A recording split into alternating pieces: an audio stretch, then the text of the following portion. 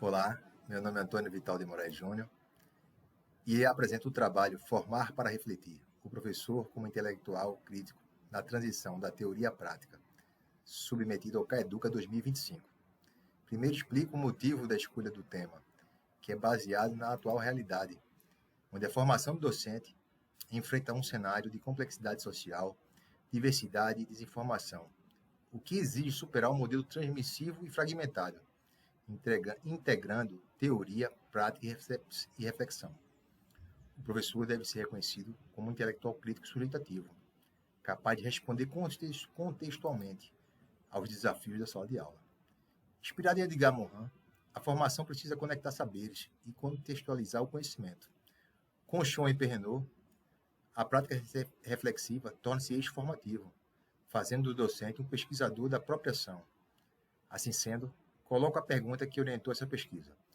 Como a prática reflexiva contribui para a superação da fragmentação entre teoria e prática na formação inicial de professores, frente aos desafios da educação atual? Essa questão orienta processos alinhados a diretrizes nacionais com foco na aprendizagem e na equidade. Para responder tal questionamento, partimos da hipótese de que a inserção sistemática da prática reflexiva nos currículos de formação inicial articula conteúdos teóricos às demandas concretas da sala de aula, elevando a qualidade das decisões pedagógicas, a autonomia do docente e a capacidade de responder a contextos complexos. Assim, o objetivo geral do estudo é analisar a eficácia da prática reflexiva na formação de professores como intelectuais críticos capazes de mediar teoria e prática educativa por meio de processos de análise da própria ação, diálogo com a realidade escolar e o uso intencional de evidências para orientar intervenções didáticas. A metodologia aplicada ao estudo adota abordagem qualitativa de natureza bibliográfica e documental, com levantamento sistemático de análises interpretativa da literatura. O corpus incluiu obras de Perrenot, Chon, Edgar Morin, Tardif, José Carlos Libânio e Novoa, além de artigos científicos selecionados por pertinência temática, relevância acadêmica e coerência metodológica. Esse arranjo serviu de fundamento para a construção de um direcionamento que descreve e explica como a prática reflexiva contribui para superar a fragmentação entre teoria e prática na formação inicial de professores. O estudo ele foi desenvolvido em 7 capítulos e farei breve explanação sobre estes. O primeiro tratou sobre a formação do docente no contexto contemporâneo, onde se reconhece que a formação é atravessada por rápida mudanças sociais, culturais e tecnológicas, e exige ressignificar práticas. Não basta apenas transmitir conteúdos, é preciso desenvolver pensamento crítico, resolução de problemas e cooperação e aprendizagem contínua. Em salas heterogêneas, o professor deve atuar como mediador, gerindo a diversidade e promovendo ambientes inclusivos, em consonância com Perrenot e Morin. Em especial, demanda-se preparar alunos para a mudança e ensinar a condição humana em sua unidade de diversidade, integrando dimensões biológicas, sociais e culturais.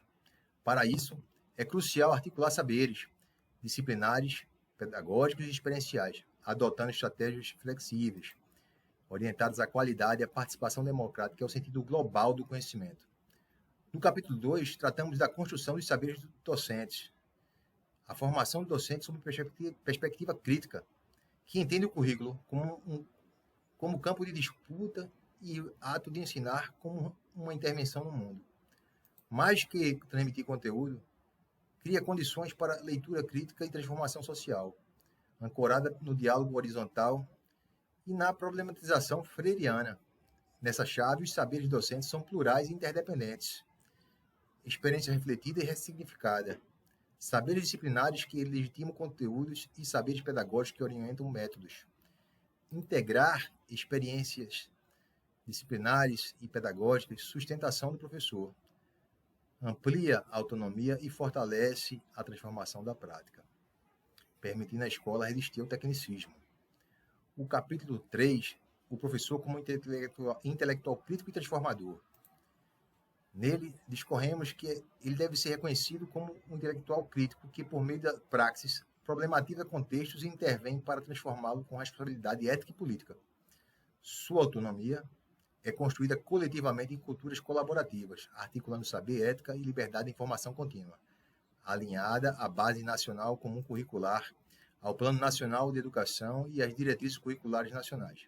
Essa perspectiva demanda prática reflexiva, planejamento contextualizado, avaliação formativa, inclusão e equidade, e orienta currículos que valorizam portfólios, estudos de caso, projetos integradores e registros reflexivos, integrando teoria e prática e fortalecendo a cidadania democrática.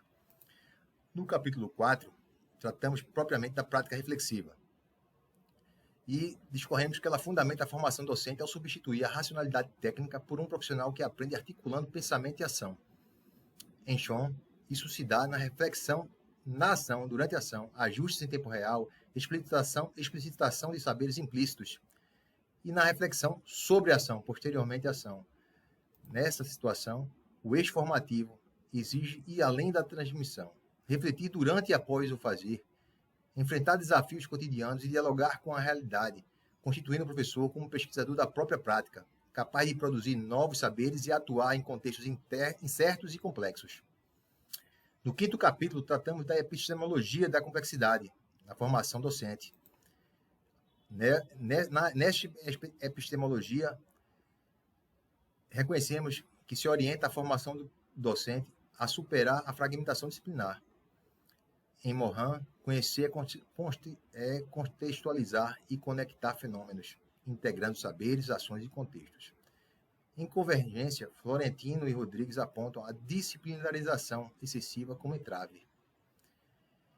Isso propõe a complexidade como eixo articulador de dimensões cognitivas, sociais e culturais. Assim, a docência torna-se multifacetada, situada e responsiva a contextos dinâmicos, constituindo um processo aberto e reflexivo que produz sentidos, ressignifica a prática e alinha a formação de professores às demandas sociais contemporâneas.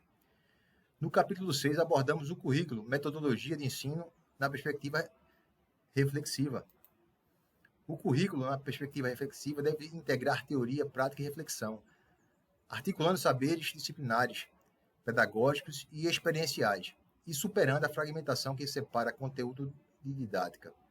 Na prática, isso se concretiza por unidades curriculares integradoras, estágios com tutoria reflexiva e avaliação formativa por rúbricas que explicitam a tomada de decisão pedagógica.